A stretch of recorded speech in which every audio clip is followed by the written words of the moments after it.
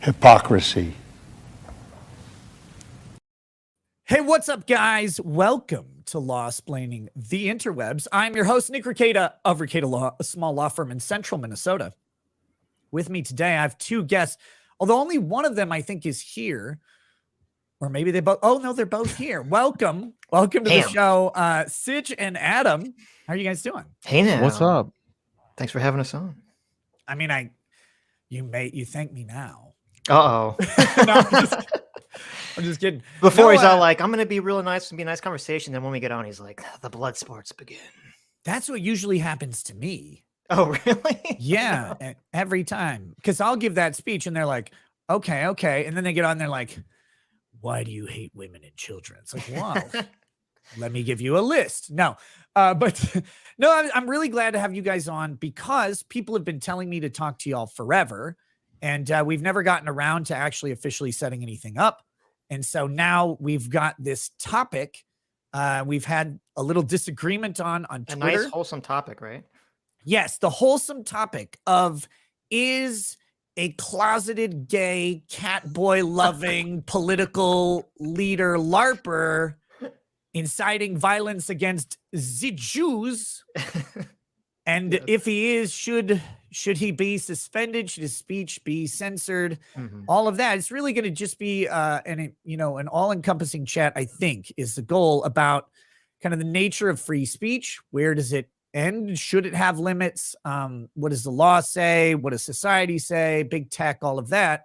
And then all, kind of related to this big incident that everybody is talking about, the weirdest person around constantly, which Vito? is Nick Fuentes. Oh, well, look, conversation, like all massive objects, are naturally drawn towards Vito. Oh, ouch. Look at that. Like, it doesn't hurt any more than his BMI. Okay. It's fine. Oh, I don't know if you guys Vito know. himself. He like Vito. He's a nice guy. But he's very outspoken. So The thing that frustrates me is in person, I get along with him very well. It's funny. We, hang around, very civil, and we just laugh at stuff. But then he goes online, he says shit that just drives me fucking crazy. And I'm like, why can't you excise this from your personality?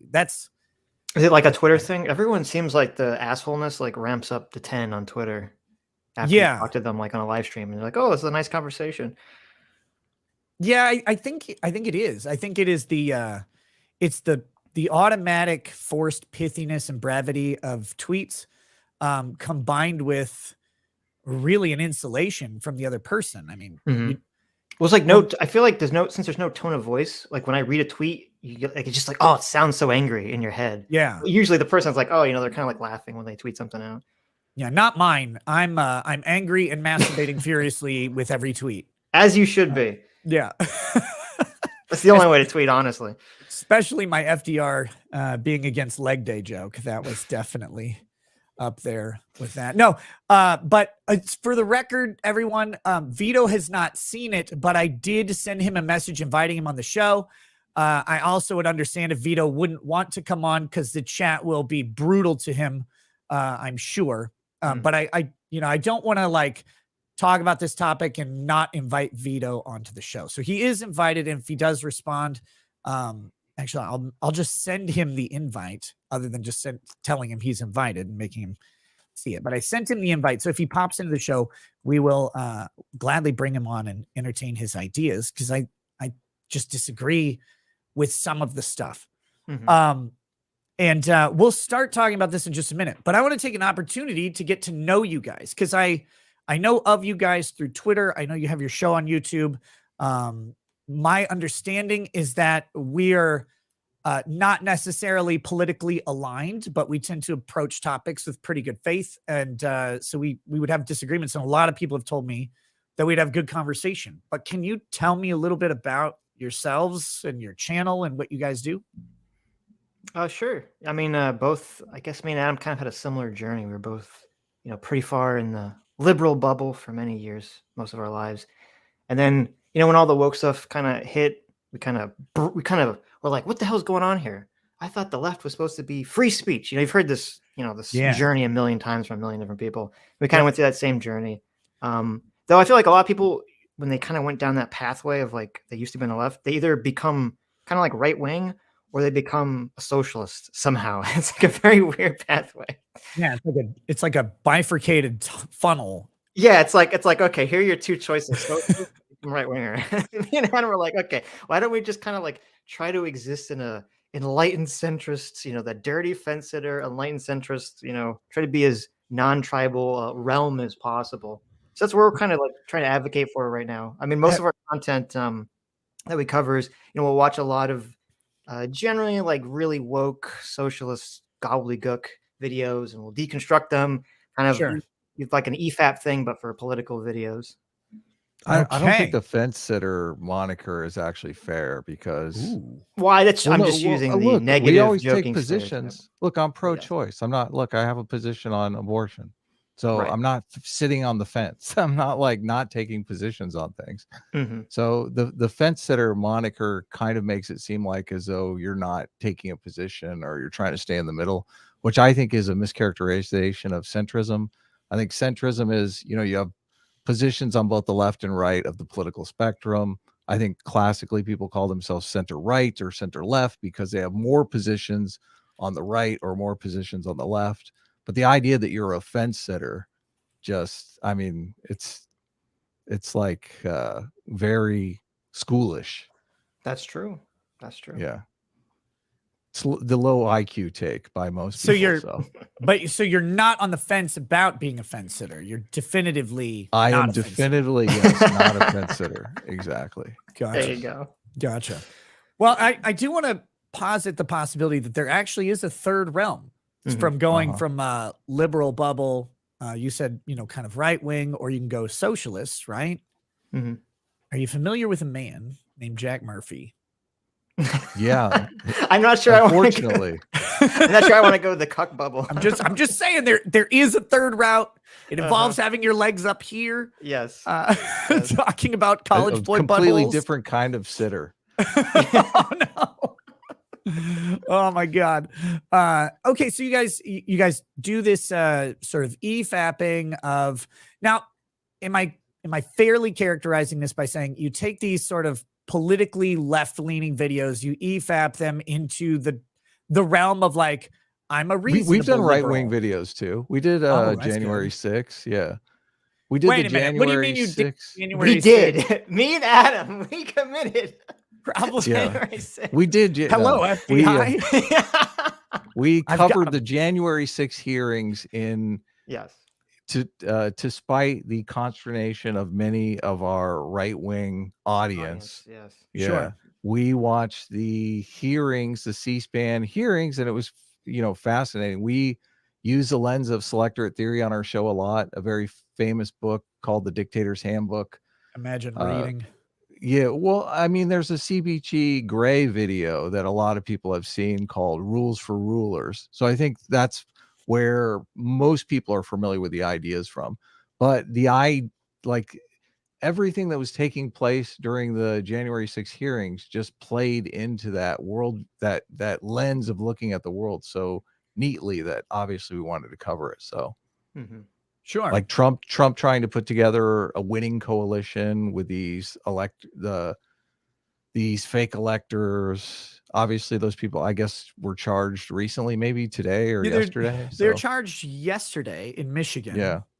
16 of them are, I believe, or it was 16 felonies or 16 people. I think it was 16 people, including the slate of alternate electors and then a couple people who participated in the drive towards it. It's possible that Trump will get charged in relation to them or other of those slates of electors once the grand jury comes out on the 24th. Now, I have a quick question for you. What do you guys feel about dropping felony fraud charges on these people who signed up to be alternate electors in Michigan? Well, I don't know enough about the specific facts because I remember at the time I thought they claimed that they were told like, oh, you just like sign this paperwork and if we can use it and if it's legal, we'll use it. And if not, we won't. Was that what happened? Is that what they're claiming happened? I would assume that would be the claim. But let's say this, just because I'm curious on people's positions on this, because I know how I feel. But what if they knew what they were doing? They're like, we're going to be an alternative roster of electors because we believe that Michigan was improperly counted. And so we're going to send this to the vice president in the hopes that he will make the determination that we are the proper electors when he reads the votes.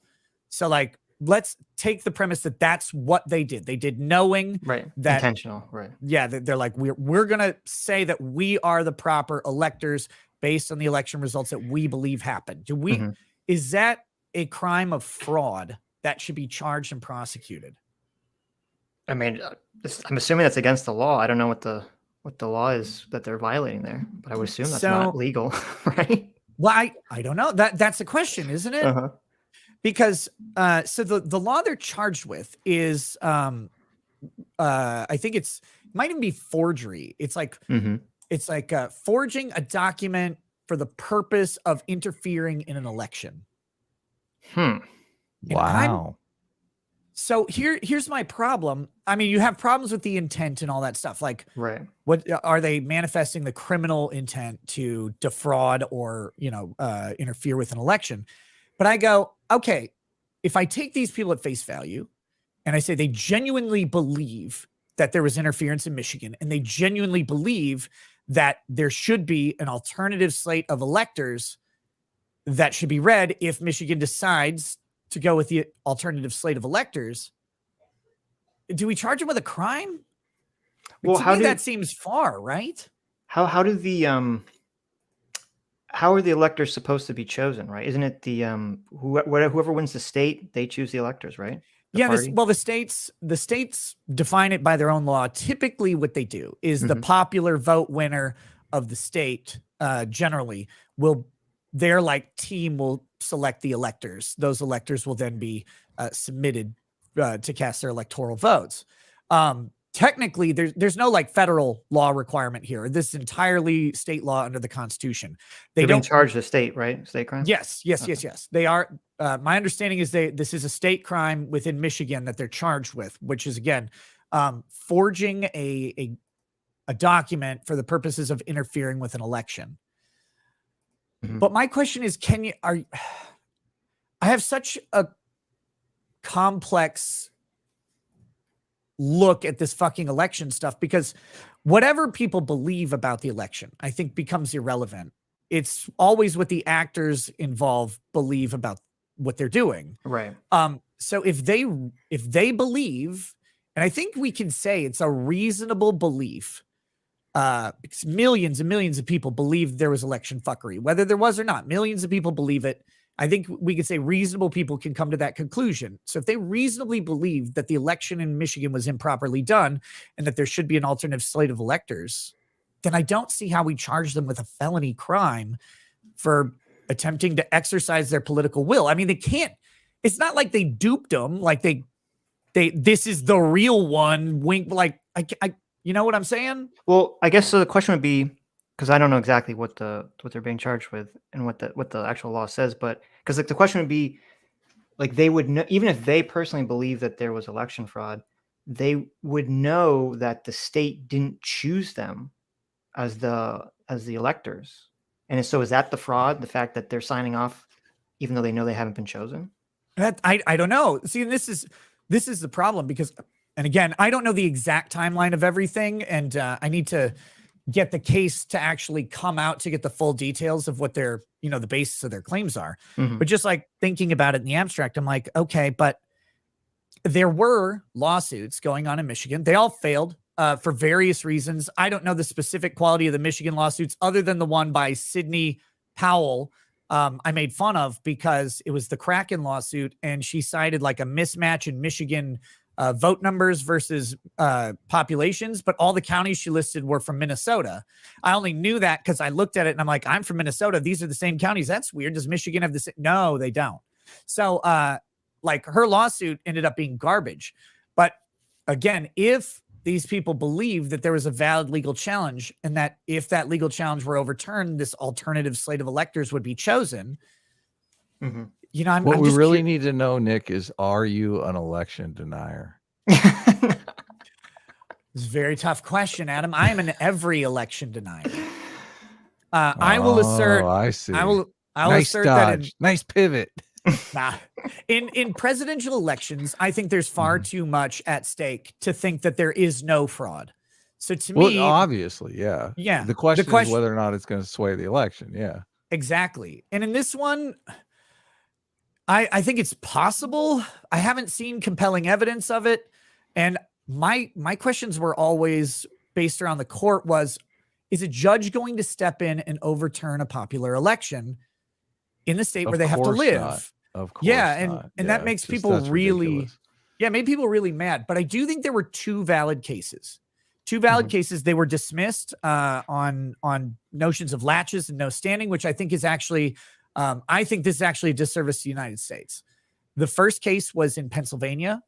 And the problem is the absentee ballot law that they applied in the Pennsylvania election. This definitely happened. To pass a law that impacts voting, or I think it was a constitutional amendment that impacts voting rights in Pennsylvania, you have to pass the initial congressional proposal, has to pass Congress, and then it has to face two subsequent voting referendums of the public. Now, the law that they used for absentee ballots in Pennsylvania only had passed one of the two required popular vote measures, the ballot measures. I know about this from your coverage. Oh, thank you. Yeah. So technically, that is an unconstitutional law. So using the absentee ballot process that Pennsylvania implemented was not constitutional. And it went to the Pennsylvania Supreme Court and they said, well, too bad, I guess. And then, in my opinion, the U.S. Supreme Court had a duty at that point to say, does a state Supreme Court making decisions about the constitutionality of a state, is that beyond scrutiny for the Supreme Court when it impacts a federal election? I think that's an important question, because if Pennsylvania Supreme Court says what's written in our Constitution doesn't matter and we can just apply law however, I guess that's what Pennsylvania wants to do. But if it impacts a federal election, I think the Supreme Court gets to say maybe our review of what the Constitution says in Pennsylvania matters at that point. So supposedly all the state constitutions have to pass constitutional muster, right? They can't pass any laws in state constitutions that are against the federal Constitution. Right. The federal Constitution is the minimum bar. Yeah. So for me, I think that however the Supreme Court answered that question, they may say, you know what? No, states get to they make never up their answered own it thing. though, right? No, they never took the case. They sent it back, which is bullshit. Yeah, so that was my one problem. And that was the Pennsylvania one. The other one was the one where they had like the 3-sentence, like, we're not going to hear this, like, opinion. It might have been. The other one that I thought was an important case was brought by Louis Gohmert. And it was dismissed for lack of standing because they said that no one in the case had standing to sue for the presidency. But the problem I had with that was Donald Trump himself had joined the case as a plaintiff. It's like, okay, wait a minute. So the two primary candidates to the presidential election don't have standing to bring suit in regards to how voting is done in the election that they have a direct interest in.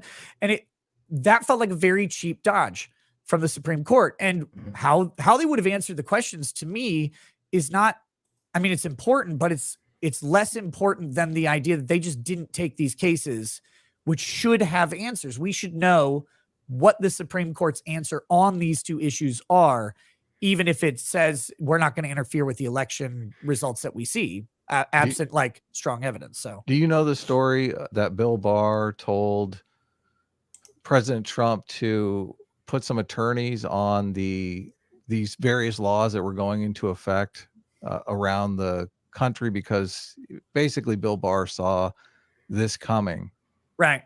But Trump, I guess now it's well known that Trump has a bad habit of not paying his attorneys. So Bill Barr told him, look, you need to put $10 million into an escrow account and start hiring some attorneys and send them out to challenge some of these laws in the states where we're going to have trouble, because they're doing all this crazy shit with mail-in balloting and all this stuff, which I guess is pretty standard shenanigans for various elections. But Trump didn't do that. Didn't do it. Yeah, so I'm always like, well, the buck's got to stop somewhere, right? If Trump isn't, Yeah. if Trump is not spending his election money wisely, then why? Like, who am I to blame? So this is one of the criticisms I brought up during it after speaking to an attorney who the Republican machine reached out for in the wake of Election Day. Mhm. I spoke to an attorney who is in a swing state that was contested. And it was last minute. They reached out and said, hey, can you take on this case? No other attorneys in the state are doing it because attorneys Really? Wow. attorneys as a class are typically pretty liberal. Like they just Yes. are, Mhm. for a whole bunch of reasons. Usually it's because I won't even get into that. But no, so, but there are conservative attorneys around. And one of the problems that this guy spoke to me about, he said there was no legal machine in place prior to maybe a week before the election at best. And this is something where, you know, the Democrats had that cunt Mark Elias, who he got sanctioned. A whole bunch of stuff happened. He since resigned from Perkins Coie. He's no longer with them, if I understand right. But Mark Elias he was like every case in every state. He was like the case director, case manager for all of them. And the Democrat machine had a legal team in every state ready to argue on the matter of election fraud. Now, the funny story is that the Democrat machine was actually prepping for election fraud in the other way, Right. on their casework. And then the popular election, allegedly went their way. And so Oh, okay. Prepping to defend against election fraud from Trump. Interesting. yes, that was the expectation that the Democrats had. And a lot of people seem to forget that because the Democrat message of, oh, there couldn't have been sufficient interference came through. Well, because they won, obviously. Right. Yeah. That came through after the election. But their pre-vote day messaging was, Hillary Clinton went on national television, said to Joe Biden, do not concede victory in this election because election interference and voter fraud is a real possibility. And you don't know what kind of shenanigans will be pulled. And then that kind of got like swept into the gutter of history. They're like, yeah, actually, no, it's impossible to mess with these things. No one could do. I don't know how anyone would. Yeah, that's total bullshit. So the biggest thing for me was they sent out, and if you do vote by mail, you've got to register with your Secretary of State and tell them, you're voting by mail specifically, sign the card, send it in. But in a lot of these states, they just sent out mail-in ballots to people who are on the voter rolls without even them requesting it, which means obviously anyone in the household could fill out the ballot and send it back in. Right. And Veritas did an interesting video in Minneapolis, in my neighboring area, in relation to Ilhan Omar. There are allegations that they had paid agents in the Somali community, which is very heavy in Minneapolis and in Ilhan Omar's district. And there was video because the guy put it up on like Instagram or something of him going around collecting ballots from Somali families. Harvesting. Yeah, he was doing this, knowing like definitely was happening, unless he was lying about it for some reason that no one can figure out. And it was talked about by a couple people that Veritas interviewed, and everybody just wanted to ignore that happens. And again, the question is always like, is this enough? I mean, you're not turning Minnesota red. Like, we are the most communist state that has been. We're the only state that didn't vote for Reagan. Like that's hilarious. Minnesota is diehard commie. Like that's just how it goes. Which is weird because outstate Minnesota is pretty Republican, but it doesn't matter. So you're not going to turn Minnesota, but like this is an issue that we could fathomably see. Yeah, I mean, maybe there was illegal collection of votes. We'll never know. And the nature of our system makes it really hard to track down multiple votes because we don't put our names on the ballot, right? Minnesota just seems Midwest as can be. That's why I'm laughing that it's. Dude, we are mini communist. California. Oh yeah, no, we're becoming a trans sanctuary. How is this state. Possible? It doesn't make sense. Well, it's a state of 5 million people, and I think 3.8 million of them live in the Twin Cities metro area. You're surrounded by North Dakota, South Dakota, and Iowa. Yeah, they all got out for lower taxes. We can farm corn and be bored with less taxes. Look, it makes sense being on the coast. It's just like it's kind of weird. Minnesota, okay. Learning Yeah. something new. Yeah, no, it's weird, but it's mostly the cities. Outstate Minnesota, very hunting friendly, heavy Okay. Christian, conservative, like evangelical Christians, Baptist, stuff like that. And you're going to have a lot of red surrounding islands of blue, but those islands of blue have a population density that's 15 times higher. So are you And, going to do election coverage? What's your take on the election? the 2024 election? Yeah, I mean, are you watching any of probably the will. madness? So far, not really. It's not super interesting to me yet. The most interesting stuff is, what is the legal strategy? Like, is there a legal strategy involved in the Trump prosecutions? I do think there is. And I think they're very, very dangerous.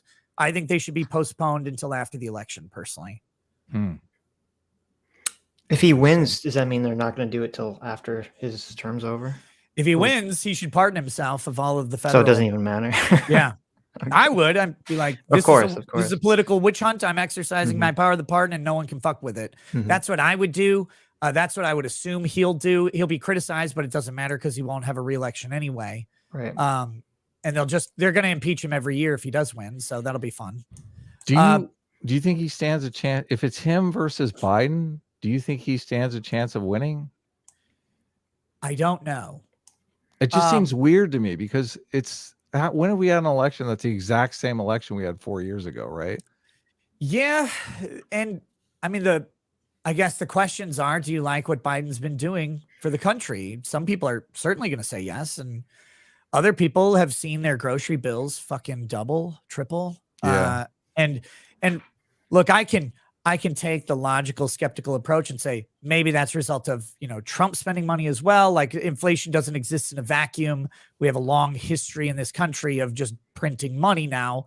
It was going to catch up, but that's not the way that economic realities tend to work in presidential elections. It's how do I feel right now about what's happening? And I blame the guy in office. That was Bill Clinton's, his campaign motto behind the scenes, I think, was, it's the economy, stupid. Yeah. Like, that was his whole thing. That's how he won, focusing on the unhappiness of people and saying, hey, it's not working out for you. Give me a chance. Yeah. Give me a chance. Inflation's a big deal. That could switch it. I got to tell I mean, yeah, like an anaconda, baby. I don't think that many people actually vote on economic policy, because I think generally people have I think people like they generally vote on social issues and kind of a vibe check of the nation. And like if the economy is doing really bad, well, actually, I don't even know, because we used to have a time period where if the economy was really bad, people would switch parties, but it feels, or at least switch their votes. But everything's so hyper polarized now. I'm not sure I would believe people would even do that nowadays, especially with Trump, who's like the most, polarizing of all figures. Yeah, the interesting thing with the current legal stuff with Trump is amongst Republicans, it seems to have bolstered his support. He's way up from where he was in approval and, as the potential nominee.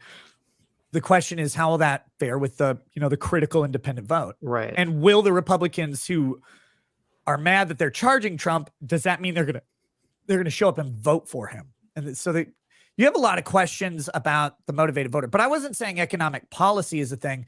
But I do think economic pain can drive people, if not to switch votes, but to not vote for the same economic. Yeah, they'll just let it go. Like, well, Biden forgets things, so I'm going to forget to vote for him.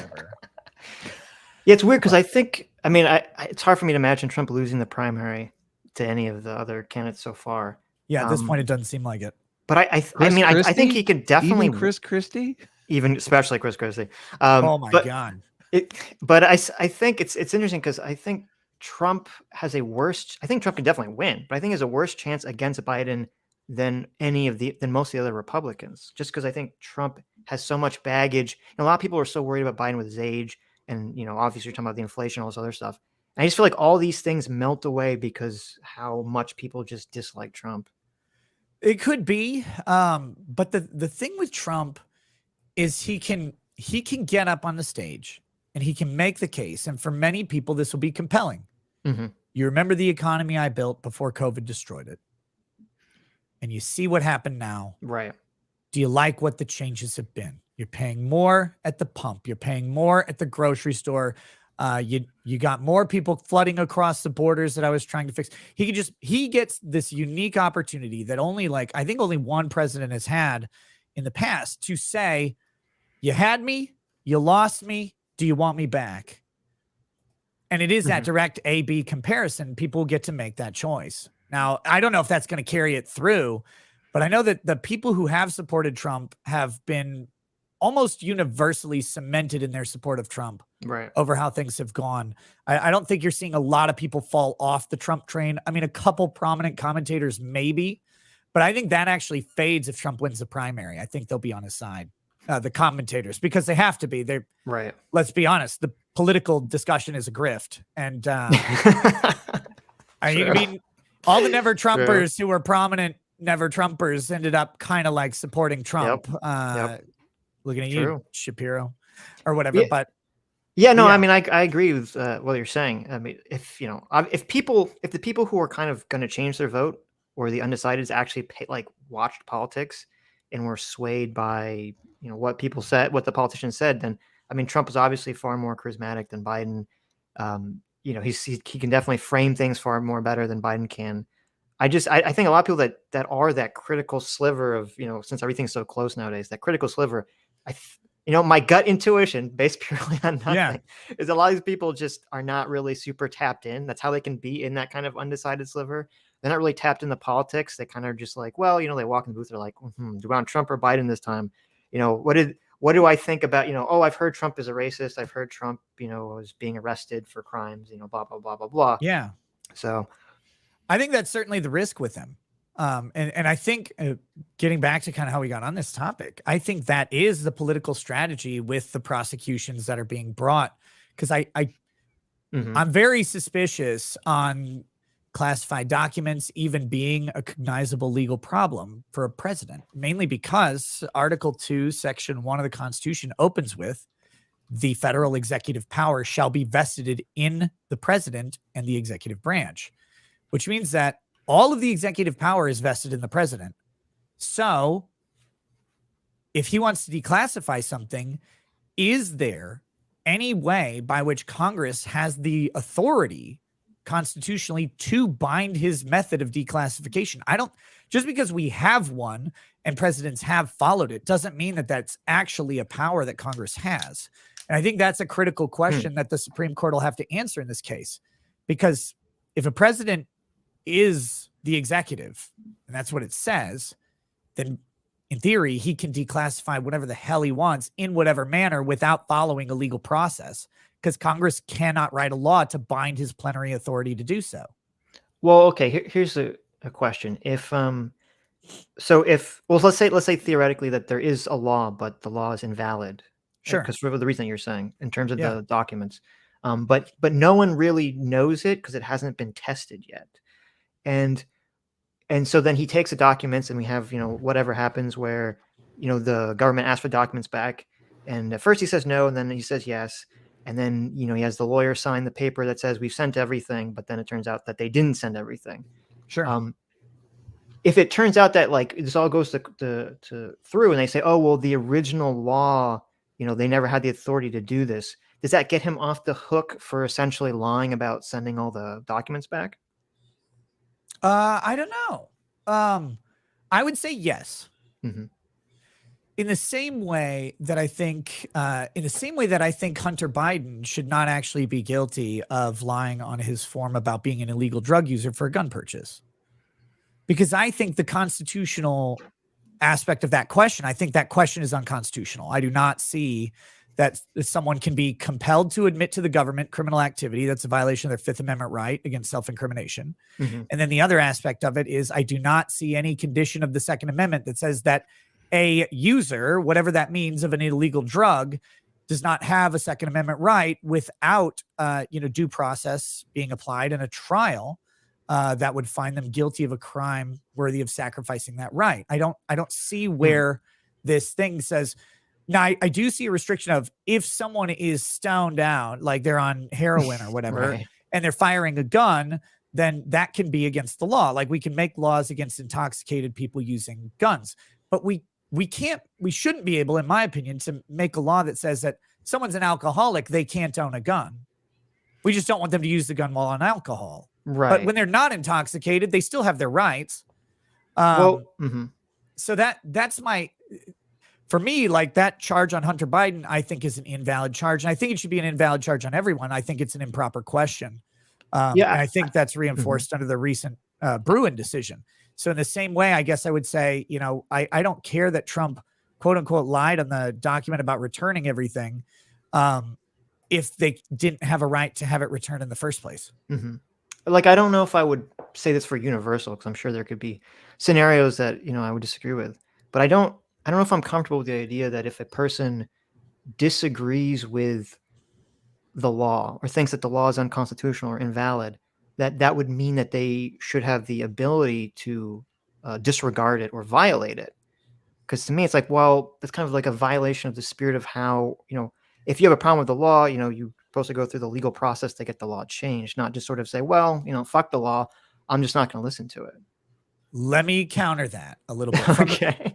From the legal perspective, you have two challenges that you can bring. And we saw this illustrated with the gay wedding websites, right? Right. You have a preemptory challenge that says this law exists and I have a reasonable fear that this action that I want to do will trigger enforcement of this law and punishment of me. And I want to avoid that. But you have to have a reasonable expectation that it actually will occur in the way you think. Right. Now, this is a Colorado private business similar to Masterpiece Cakes. They know that Colorado will go after you if you refuse to do a gay wedding as a place of public accommodations, because they've done it very publicly. It's been to the Supreme Court at least once, and it went through the Colorado Appeals Court a couple times. So she's able to bring that preemptory challenge. But a lot of people are not. A lot of people do have to actually have a legal consequence to have standing to bring suit. You have to have your rights deprived in order to, show that they will be. Again, unless you have an expectation that's demonstrable, you have to tend to have the right deprived. Otherwise, the state can just say, oh, we won't do that. And we saw New York State try to do that with the initial law about bringing a weapon. Even if you had a license, you could only transport it from your home to the gun range and then back to your home, right? That was what was written down. And a guy says, well, what if I stop for gas or go to a grocery store on my way home? And they're like, New York's like, well, we wouldn't enforce it in that way. Right. And then they, that's their method to try and scramble out of the lawsuit as well. This person's rights wouldn't actually be impacted. I mean, never mind the fact that they absolutely had planned to do that. It would have come up immediately, because otherwise you could just, while I'm on my way home, I'm just stopping at my baby mama's house for 8 hours. And then I'm just going to go home. But, I mean, I think the problem I have is that Trump could have, I don't have a problem if when they said, you need to hand over these documents, and then Trump could have just said, oh no, these are my documents. I either disclassified them or whatever legal argument he wants to make to the government. And then they just fight it. And and then they would fight it, and then it would go to court and it'd be decided. Because to me, that's different than essentially lying and saying, oh, I gave you everything. And then it's like, well, I didn't actually give you everything. Right. Because it's a very different, there's a very different intention there. And for me, I just, I'm very high in order and following the process and everything. So. I thought you were saying you were very high. Well, that too. That is also true. But I'm very low on the order of following the process. Fuck the government. Which is hilarious, because you're supposed to be more the right than I am. And generally it's the opposite. So it wasn't always. No, it's interesting. I think how right and left have switched on authoritarianism from time to time. But are you conservative or are you libertarian? Libertarian. Okay, because I don't know. Are you familiar with Jonathan Haidt at all?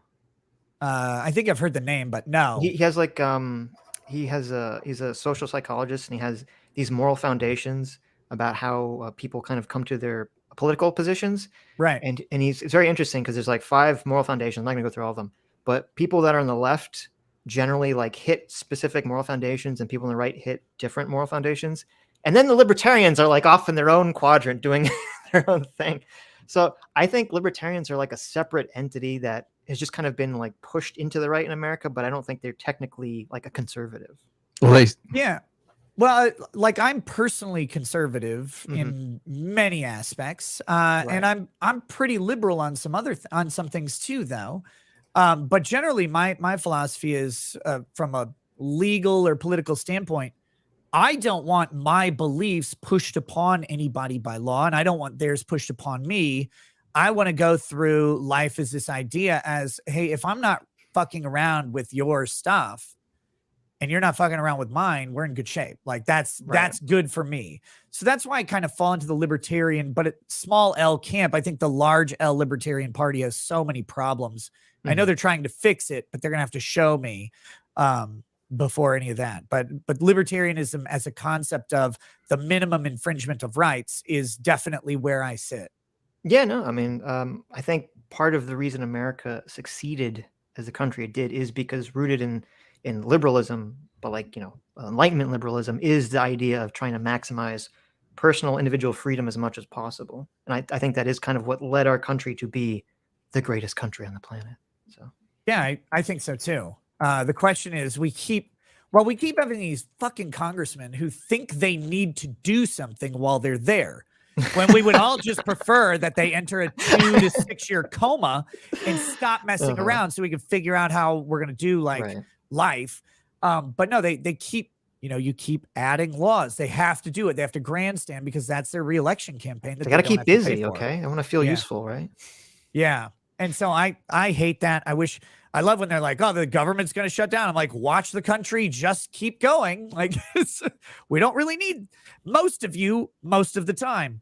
But that being said, yeah, the Trump thing is complicated because, getting back to your question, if, for example, Trump said, well, I gave you back everything, and they're like, no, you lied. But his argument is like, no, I gave you what you were entitled to, and the other stuff is mine. Like, I declared it declassified in my personal documents. It's not yours anymore. So I didn't actually lie.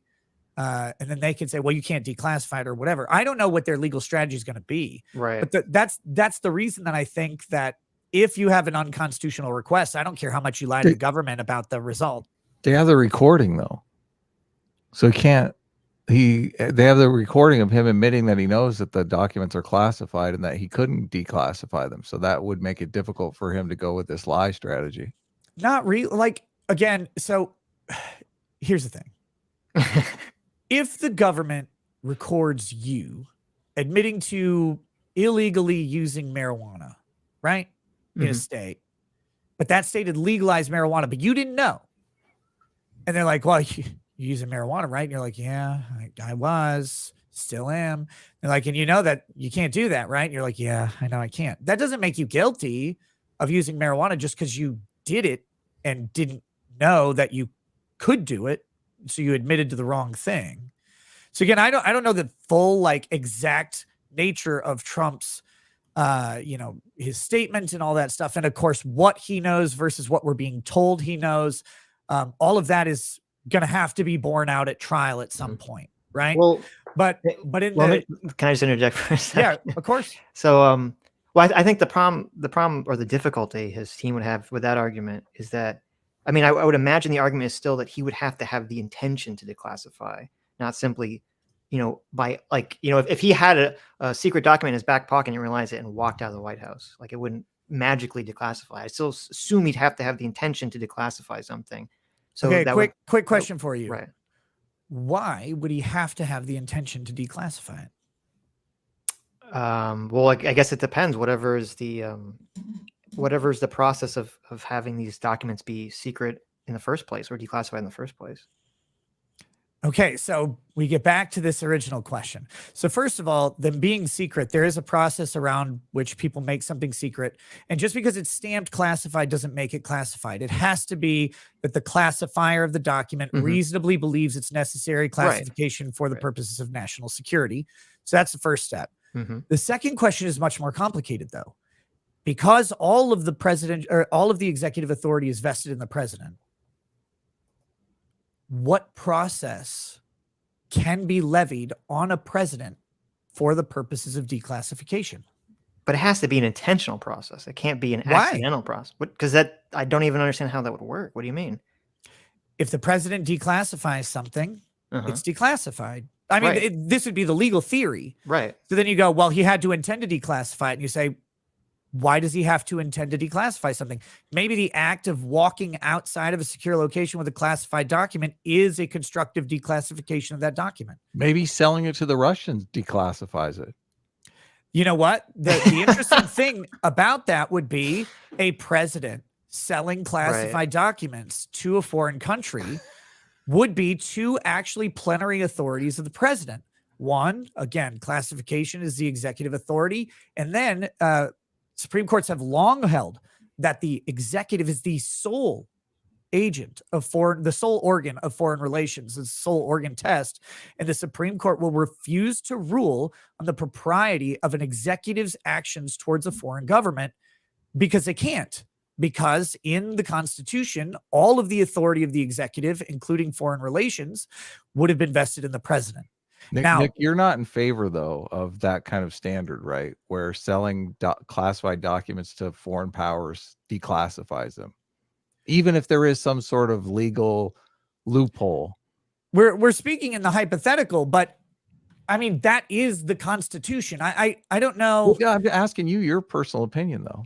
Obviously, we can't have our elected leaders selling classified documents to foreign nations. They do, even if they can find a loophole. But they do, though, right? Like, we understand that our executive branch gives classified information to foreign governments with regularity. Yeah, yes. Well, I'm talking like with the intent to profit, surreptitiously. Obviously, we do share information with other powers. So, okay, so you're saying I personally sell state secrets. Yeah. That's the only reason why I brought it up. Look, so I get it.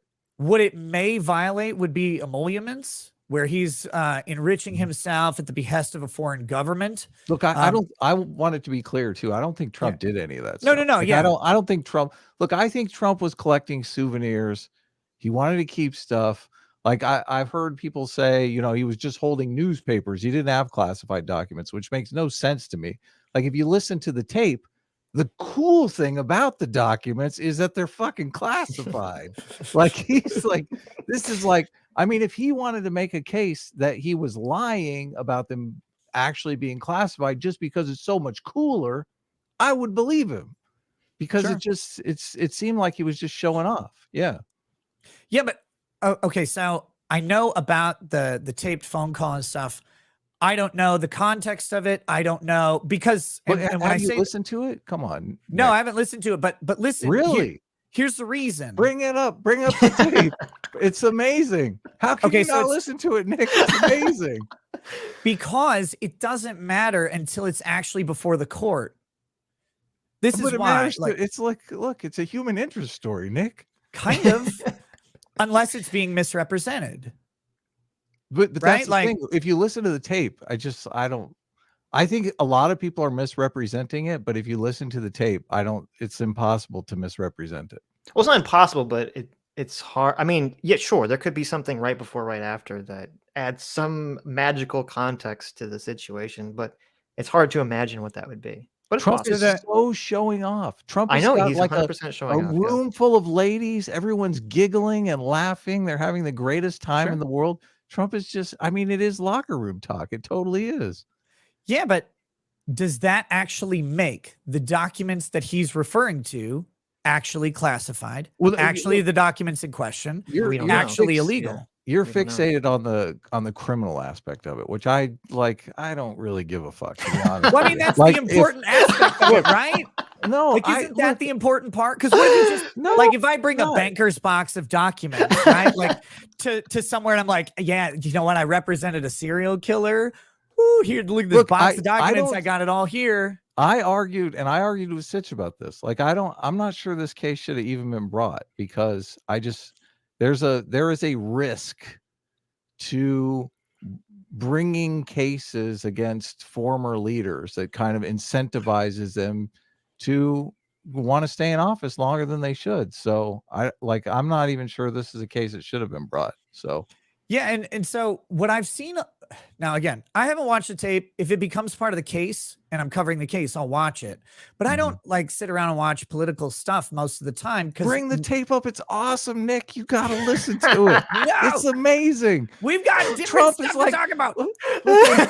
When Trump pulls out the documents, oh my God, it sounds like it's 1,000 pages. Like pages are fucking dropping everywhere.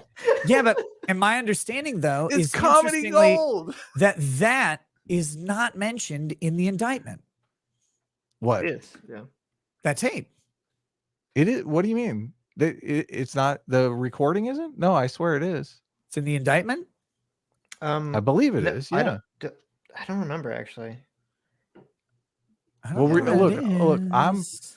I'm not trying to indict Trump. Okay. Look, I think Trump is funny. I think Trump was collecting souvenirs and got out in front of his skis. I don't just want you to listen to it because it's a funny video. Yeah, I think it's hilarious. But I don't know. It's we're kind of in a weird situation now. So Yeah. So Joe, who I know has looked into this, good logic. He says it is mentioned in the indictment, but it's not charged. It's not part of the charge itself. So, so, and here's the problem. Well, wait, right? we do? What does that mean? I don't know what that means. Okay, so you can have like statements leading up to things like probable cause or whatever. Like, and again, I'm speaking in the abstract here because I don't know the details. I don't want to represent that I know the details. But in general, you can have things that develop like your probable cause for bringing the case, even if those things don't ultimately end up being part of the actual charges themselves. So you can say, well, we have Trump on a tape talking about classified documents or whatever, but they can't actually link that conversation to a document in question. They can't make it part of the charge and it won't be admissible in court. It's just the basis of their decision to look into it further. So that's my problem with the tape about the classified documents in the context of is Trump doing something illegal here? Because we have no idea what he's actually talking about specifically on that tape in the time. And I hate to be hyper technical about it, but as like a criminal defense attorney, it really fucking matters what's actually part of the case, what they can actually claim versus what happened. Because if you could just say the government, like their suspicions about what something is sufficient to prosecute us, then we're all fucked. Right.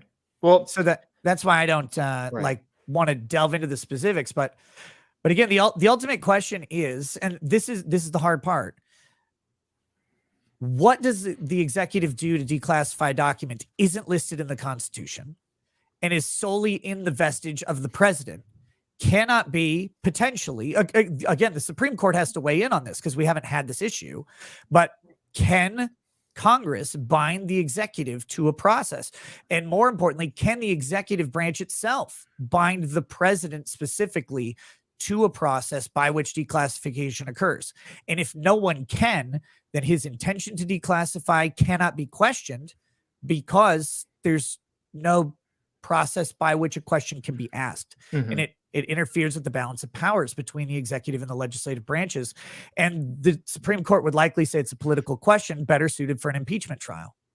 Well, I guess what I'd say is, without going into, whether the president has the power to do this unilaterally or not, without even, just granting that, I would still think it's going to be a very difficult defense for Trump to marshal, just because I would think that, number one, I think it's a hard sell to say that the president has a power that he doesn't even have to have a thought or an intention to even use in the first place. I think number one, that's going to be a very hard argument to make. I think you'd have to say he has the power and he has the, maybe he can use it. Maybe he can declassify in his head, but he still has to have that thought.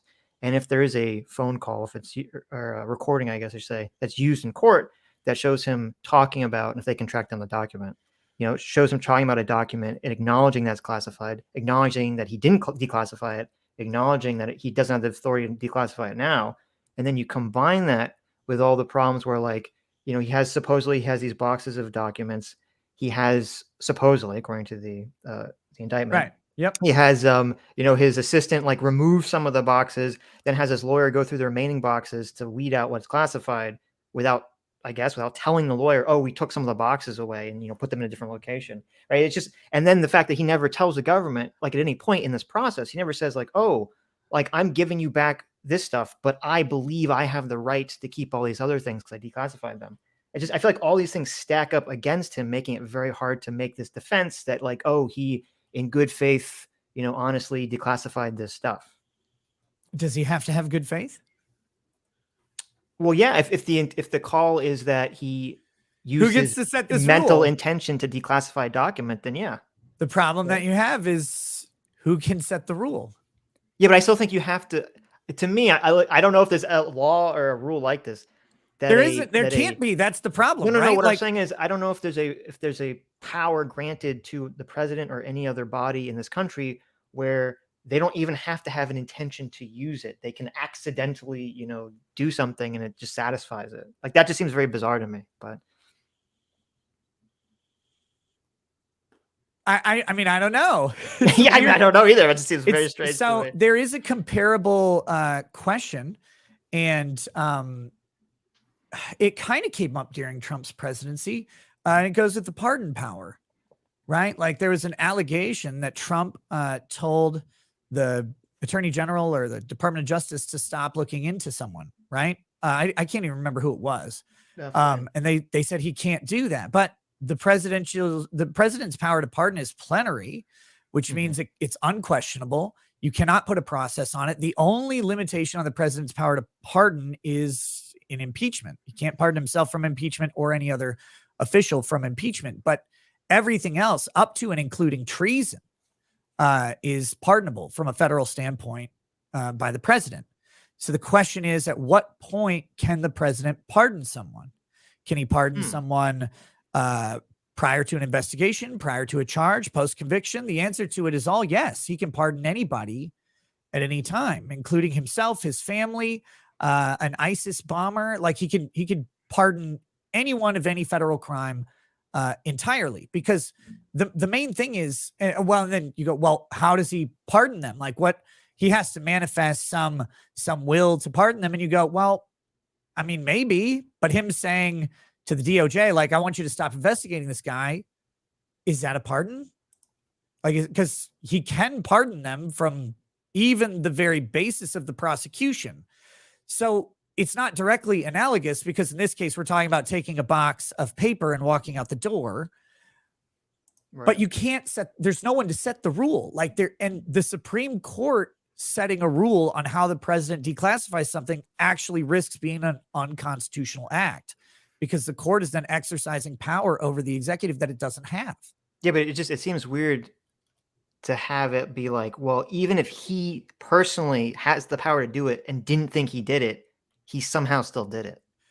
Yeah, but if someone's retarded, that doesn't mean that they didn't have the power to do it. Like, and couldn't. No, but it's not a question of being retarded. It's a question of like if you're saying like, oh, you have the power to do this thing, and then you don't use your power to do it, and then afterward you say, well, we're still going to just say that you did it anyway, just by having. Okay, so let's. But wait, let me go back to the pardon thing too, because sure. I mean, I think we just have a difference of philosophy here. Because to me, I mean, because also what you're saying would basically put Hunter Biden off the hook if it's true that Joe Biden, you know, pressured them to lower or to give them the plea deal or whatever. Yeah, you should have just pardoned him. Right, because it's like, well, to me, it's a slippery road.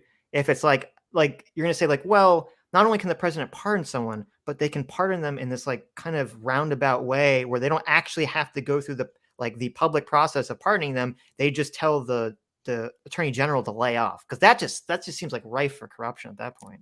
In the Federalist Papers, they actually covered this.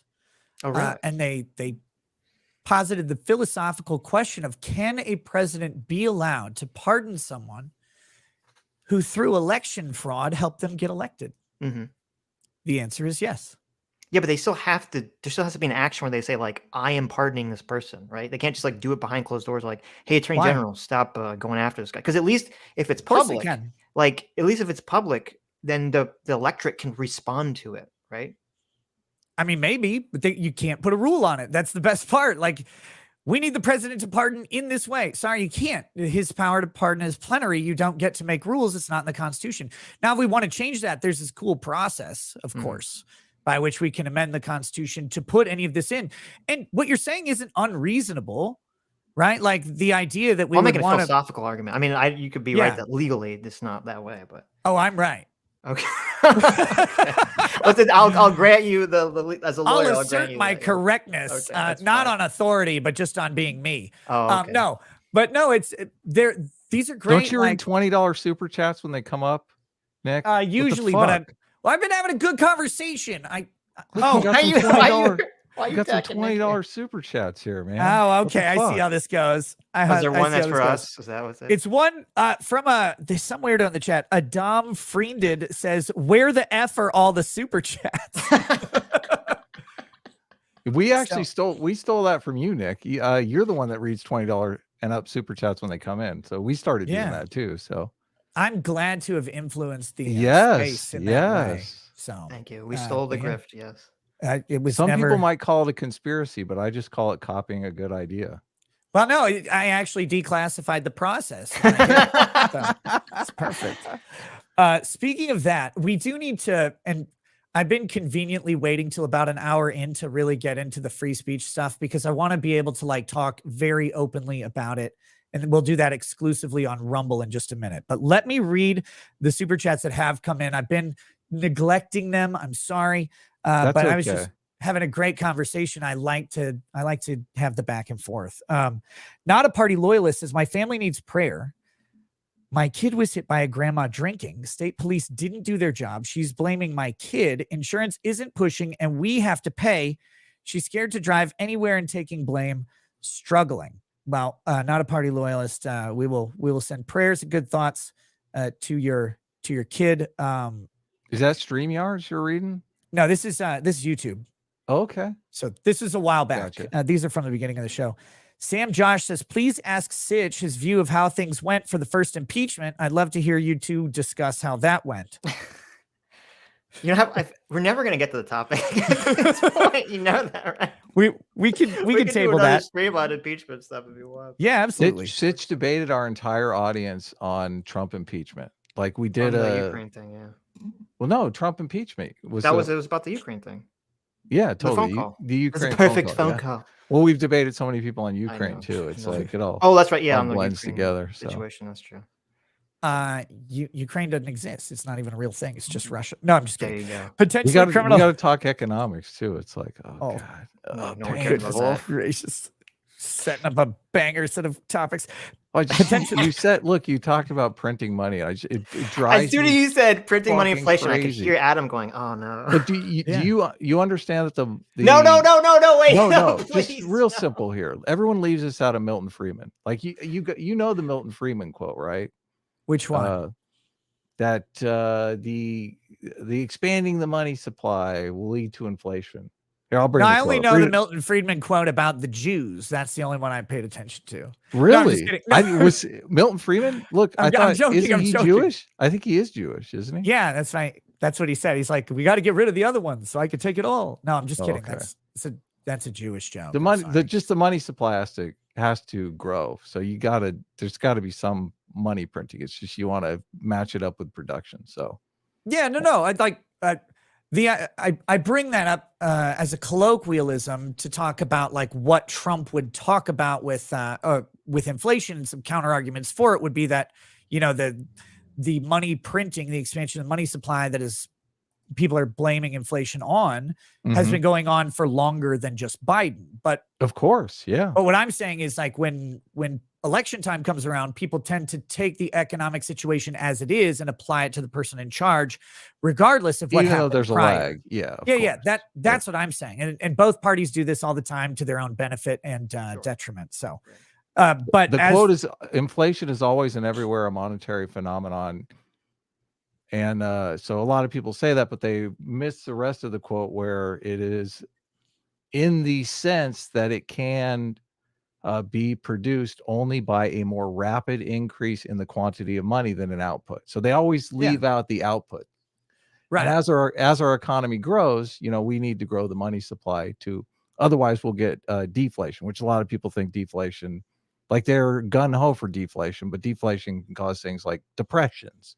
Yeah. So it all just depends on, how things go, and if the deflation is an economic, equalizing, or if it's, if it's done in an artificial way. A strict reduction of the money supply can increase the value of money, but depending on how fast it goes, it can make it really hard to acquire goods, and it can put companies out of business because they're buying inventory and losing value. So, yeah, no, there's it's a complicated topic. Don't get me wrong. Well, this is interesting. I don't know if you followed economics or any of that. I mean, a stuff. It little sounds bit. like you do. Yeah. I mean, I understand micro and macroeconomics Cool. as a basic thing, but I'm not gonna be like, well, I've read all these people and stuff like that. I tend to not do that too much. I get principles and ideas and see how they mash up with my concepts of freedom usually. Look, it bores the audience to death, so you're doing the right thing. Yeah. Get inflated, audience. Inflation rules. You have to send $200 and up super chats. Speaking of which, should have some liquor. Potentially criminal says latent A team. Yes. Just Juror says Jody Plausch said he'd be on your podcast, be on your show. Please Twitter. Who the hell is Jody Plausch? No idea. Wait, that's not the kid whose dad was Gary Plausch? Is that, you guys know who that is, right? Gary Plausch? No, who is it? He's the guy whose kid was molested, and they had the perp coming through the airport. Oh, He's at the phone booth. Oh, American Hero. Yeah, that guy's wow. Is that the kid? Holy shit! Yeah, that Jody's would be the kid's name. Yeah, I would definitely talk to them and get their story. That's got to be amazing. Zero Fuck says, please remind Sitch and Adam how Marbury versus Madison was incorrectly decided if you get a chance. Look at him trying to start drama. I have such a hate relationship with Marbury versus Madison. I know. What is the case? No, please. So that's the case where the Supreme Court decided that it had the power to say what the law was as it applies to the Constitution. So it's where they decided that they could rule things constitutional or unconstitutional. Okay, interesting. Because that's not in the Constitution. Right. Like that is not in Article 3 anywhere. And I think that case molded how our Supreme Court actually conducts itself, and also basically gave Congress a pass to almost never amend the Constitution when they should be doing it much more frequently. Yeah. Let's talk about prepping. Says and ask your questions of each other. POV, owls, balls, or no balls, etc. I guess we can ask first? you. We haven't asked the 3 questions in a long time, so do you want? Why don't you ask your questions book, brother? first? You have questions, Nick? I have one. What is it? Now, I assume you gentlemen are familiar with futanari. Yes. No, I'm not. But we've talked about it on Dev explained it on stream. Adam, what are you talking about? Adam, no, I have no idea what that is. I mean, I don't. Delete search history. Delete search history. Look, I'm a firm believer that you take certain behaviors to achieve certain goals, and I don't know what the goal is here, because it really seems I'm like no preference of what? No preference of what? Well, it's the balls or no balls, right? Yeah, on a futanari, but you have to know what a futanari is to know what your preference would be. Right, it's like an anime animal thing. Not an animal. So biological woman in 2 dimensions.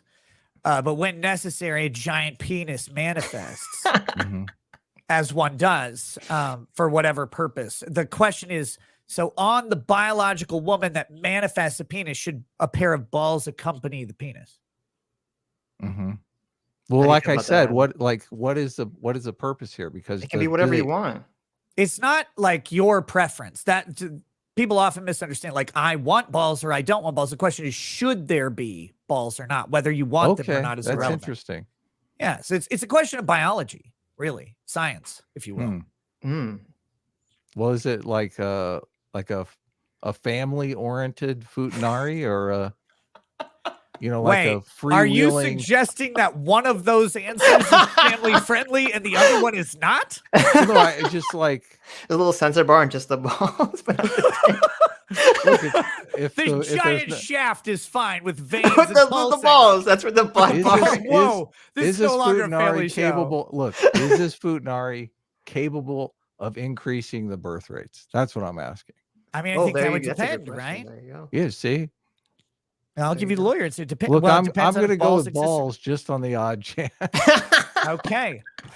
Sitch, what do you think? Balls or no balls on I'm gonna go with no balls. I'm gonna be no gay? balls here. But yeah. why? Just to be contrary. Just to be contrary? Yeah. Or because Oh, you dude. really just like thinking about giant Is there a throbbing correct penises? answer? Is there a Yeah, balls is the correct answer, of course. Why is balls the correct answer? Because if you just focus on the shaft, it's gay. But the balls makes it extra not gay. Well, yeah, I'm not staring at balls. Look, I either. kind of think it's gay either way, Nick. I mean, I'm Uh-huh. I'm just saying, if if you're focused on the penis, it's a little gay to me, but I'm not a judge. I don't judge. Listen, I don't judge chasers, Nick. Look, you can chase however you want, all right? Whatever you want to do. I don't chase. I chase whiskey with whiskey. Okay, fair enough. Okay, so what are y'all's questions? POV and owls? What is this? Okay, so the first question is, are owls birds? Yes. That's good. That's good. There was a pause. yeah, long pause there. Right. I had to Right. decide. I have never thought about it if they're We- birds or not. We Right. calculate your IQ by how long it takes you to answer. It's not. That's It fine. wasn't. No, because if you have too long of a pause, you're an idiot. And if you don't pause at all, you're an idiot. You got to have a little pause. You There you got to go. contemplate the question, the purposes behind it. Like you said, Right. the motivation here. Is this a trick Exactly. question? Is this a trick Right. question? Yeah. Yeah. That's what. Are there everyone balls on the contemplates. owl? I don't know. It's a cloaca, I think. So The balls right, are on the second- inside then. that's right. Second question is a classic. Do you think you could defeat a horse-sized duck in a fight? A horse-sized duck in a fight? Yeah. Yeah, I'd kick the shit out of that Nice. giant duck Based. horse. Thank you. See, Yeah. I'm on your side. Adam here is a pussy. He thinks he'll get his ass kicked by the duck. Well, have you never fought a horse? What? Have you? No, You fought a horse to the death? I've Oh, ridden you guys horses, don't live in though, the and they're- country, so That's I true. don't. We're city boys. So I mean, I've Yeah. rode horses. I never had to fight one. A horse will Yeah. kick your ass. Definitely No way. significantly chance. outweighs you. You just I've punch it in got, the Horse face. can kill you pretty easily. Have you seen a horse that knows jujitsu? No. You know who Yeah. knows jujitsu? I do. I'd take Uh-huh. my odds. You're gonna take it to the ground. Anytime. You're gonna Oh, yeah. grab its legs. Yep. You Not get need kicked bar in a the horse, and then the face. farmer comes out and shoots it immediately. You win right away. It's true. True. Okay. One ankle lock, and that horse is glue, baby. Okay, the third question, which is a contentious question. So you don't. I mean, you probably won't have any problem asking it, answering it, depending on the food question. But if you watch pornography, do you view it like you place yourself into the pornography, so it's POV, or do you view it like you're watching participants like have sex in front of you?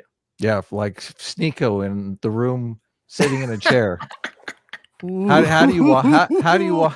How do you watch? Whoa. No, I think pun intended. I'm a self-insert on the Right. pornography. But the interesting thing is, and people like say whatever they want about this, it's fine. But let me be very clear about something. I used to watch a ton of pornography. I think that pornography is a thing that many men deal with in different ways. Over the past couple of years, I've decided that I think pornography is a little bit more destructive than I would have thought when I was younger. And so I've been trying to tone that down quite a bit. So I don't watch anywhere near as much anymore. Good for you. But that's just a personal thing that I think people have to decide. I don't want to infringe on anybody. You want to watch porn, jerk off all day, have fun. Great. Buy yourself a bottle of wine and go to town. But no, I think mentally I'm a self-insert on it. In a weird way though, and this, I don't like talking about this too much, but to me, the porn is less about the actual people in it and more about the action involved. So to me, I'm a self-insert, but also my wife is the insert there too. Cause it's I'm, Oh wow, That's you interesting. insert your wife into the pornography too. yeah. I mean, I mean, to me, because that's the Huh. tangible outcome would be is this can I learn something from this? I guess would be the idea. And to me, the act is the sexiest aspect of whatever's going on. And, like that's how I kind of do it. Don't get me wrong. Is anyone buying this? Well, wait, no, this is interesting. When you say, because I've never heard an answer like this. When you say the act, what do you mean by that? Well, like whatever you're looking for, like if it's a particular position that you like, or if it's a particular thing that you like like a situation or right. a position, but something you would do with your partner, right? Like I don't want to watch porn that is not something I would do with my wife at all. Like I wouldn't watch. These are like educational videos. I mean, no, don't mistake me. Don't mistake me. I could list off a bunch of porn actresses who are Nick, phenomenally attractive. I need you to pull me out. No, there's a bunch of actresses. They're phenomenally attractive. Like, and I'm not gonna lie and say like, oh, I look at these women and don't find them like gorgeous or hot or sexy or whatever. But to me, it's less about that, and it's more about like, is this something I like to do? Am I recalling a thing? Am I fantasizing about what I could be doing with my wife? Like, is that what it is? Is kind of how I view it these days. It wasn't always that way, but that's become more of how it is. But that's because I like her a lot. Like, and she takes up most of my thought. But don't get me wrong, like there's some really banging porn actresses out there. But as far as the guys, no, it's usually a self-insert thing for me. Right. That would be because if I look at it and go, I can't see myself in this in whatever capacity, like because it's a like a giant black guy or something like. Right. I mean, I'm black, but not giant, so just a 6'2" black guy. But yeah, so like I can't. I don't look at it and go, whatever. Like to me, it has to be the self-insert. No, that's a really interesting answer. Usually, like almost everyone has not everyone, almost everyone says POV. When we used to ask this of every guest we had, pulled the chat. Yeah. And, we stopped because we were actually getting like serious people on. We're asking this fucking question. But no, and when we didn't ask Anna Kasparian, so we didn't ask Anna this. No, why? It stopped by this point. Did you ask her when Cenk watches horse porn? Is it self-insert? No, we didn't ask that question. But when we pulled the chat, and then you got to ask him if he's the horse or the guy. Like that's the second. That's the real question.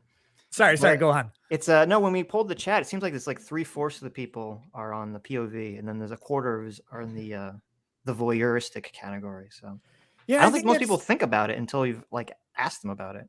I certainly hadn't, but like, so one of the things that I know a lot of people like, but I've really never been into is like the lesbian porn. Me too, right? Don't get it. Like it's like that's not because you can't put yourself in there.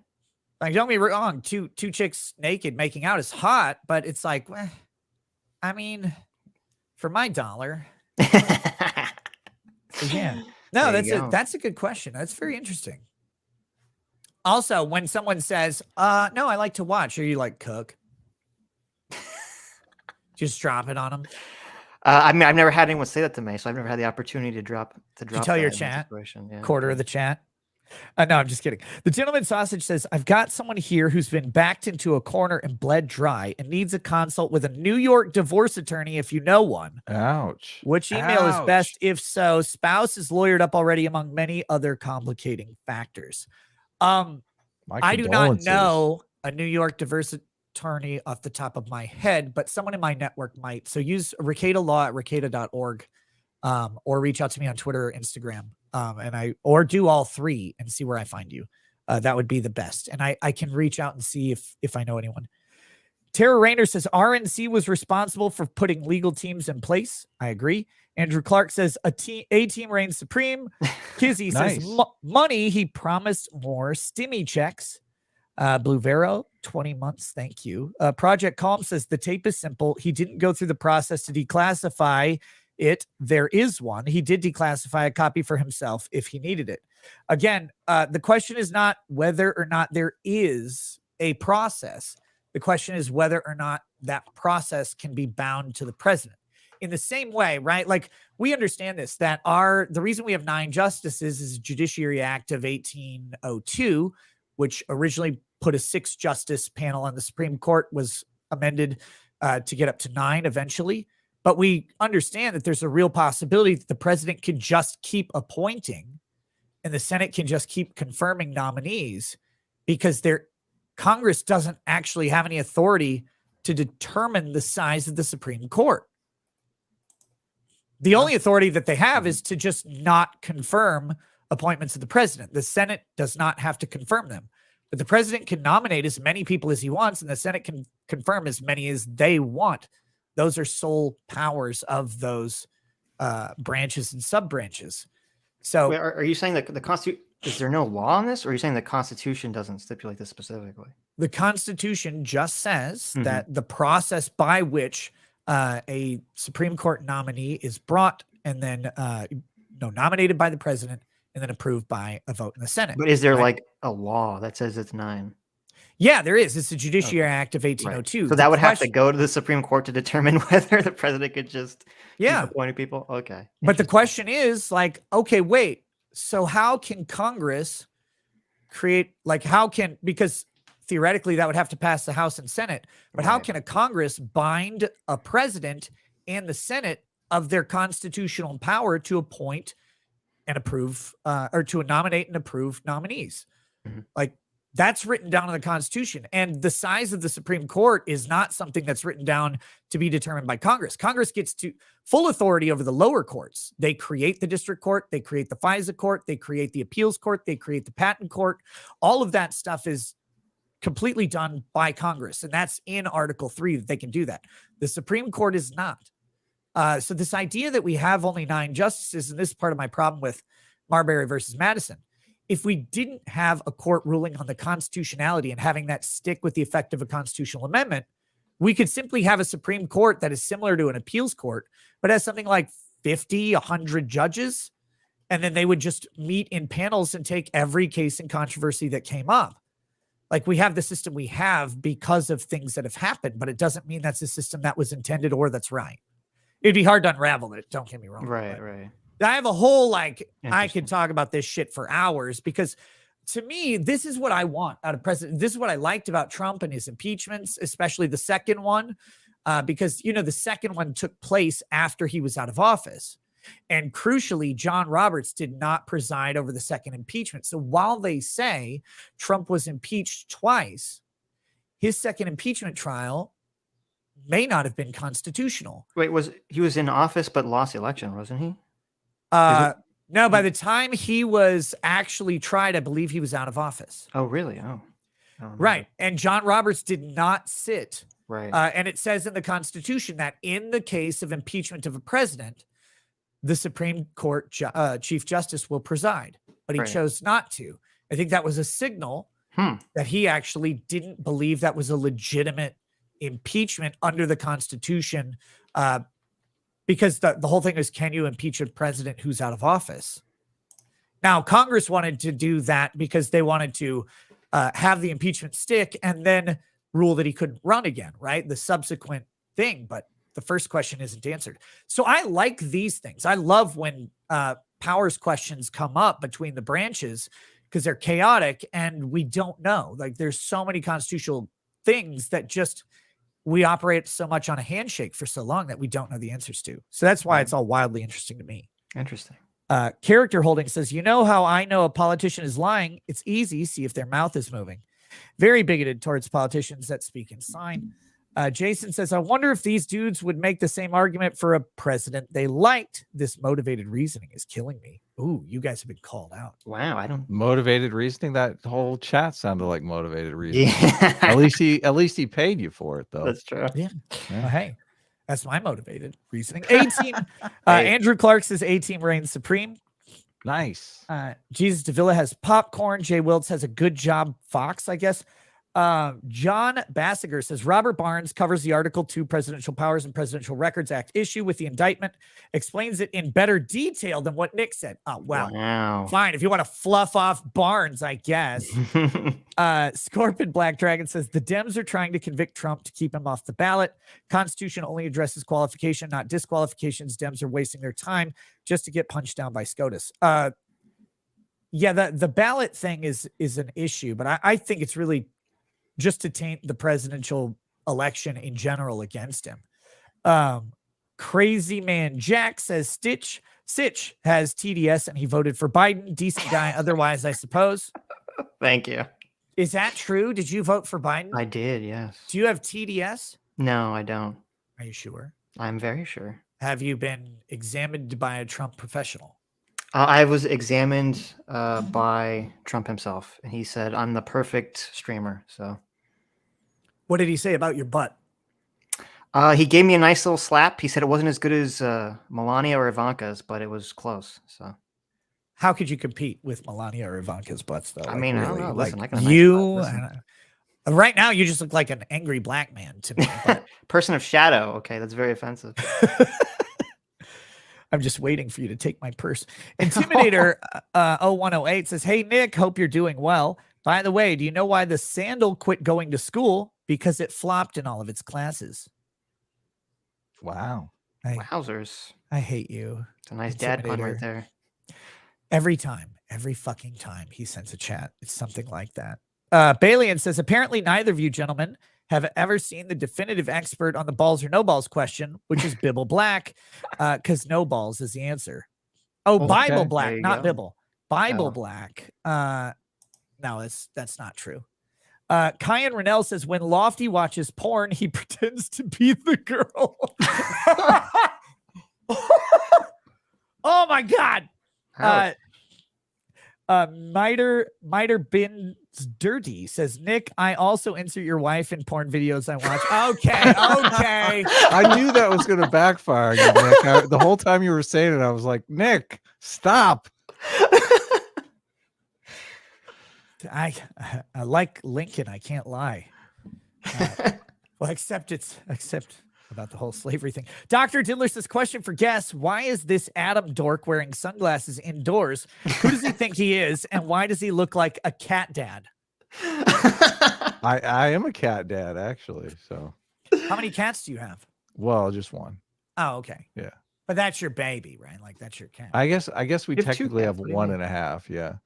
How do you wait? You have a half a cat? Well, it's like a stray cat that thinks it lives here. So we didn't actually ever purchase the cat, or just kind of showed Is up. that one day. Ragamuffin? Yeah. You literally Rag- pick him up and make him like talk in the mic. He's your cat. It's Well, inside look. your house? Yes. The cat discovered that we have a cat door and decided to live here. So, That's two cats. That's aside two It's from not one and a that- half cats. That's two cats that you Okay. have. Guilty. both live Two there. cats. Yeah. That'd be like saying, well, I'm married to 1.5 women. Yeah. What do you mean? Well, there's this stripper who was walking home one day and just stumbled into my house and stayed. Like, I mean, she Look, does I stuff think around. the cat is closer to the stripper than a wife. Let's just put it that way. Let's see. Fire Everything says, glad you guys are all on a stream together. Can't imagine a better stream. Oh, thank you. Okay. Thank you. Fondue says, I find it interesting how so many libertarians follow law or legal issues. Maybe it's like part of the intuition for telling people to fuck off, or is it common law just the NAP in practice? I mean, that is common law's basis, is the idea that the clash of rights is a reality, and that's where our law started forming. Now, statutory law is very, very different, but yeah, common law is, I have this right, I assert this right, they clash, a judge has to figure out which right prevails. That's often the issue. That's why it's a complex question. Okay, with that, I think it is time to move to Rumble exclusively.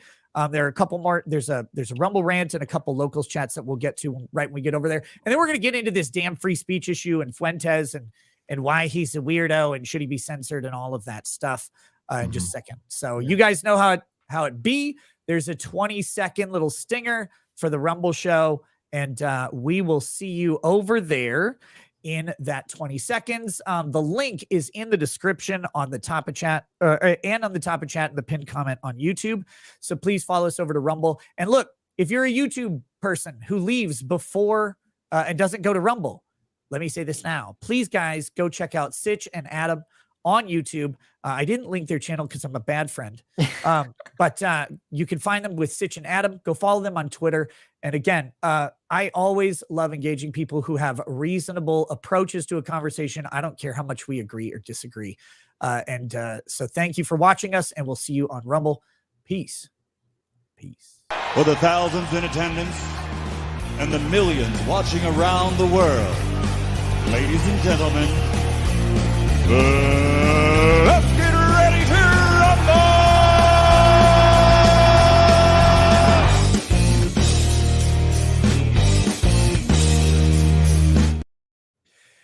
Oh, there. Oh shit! I forgot to turn it off.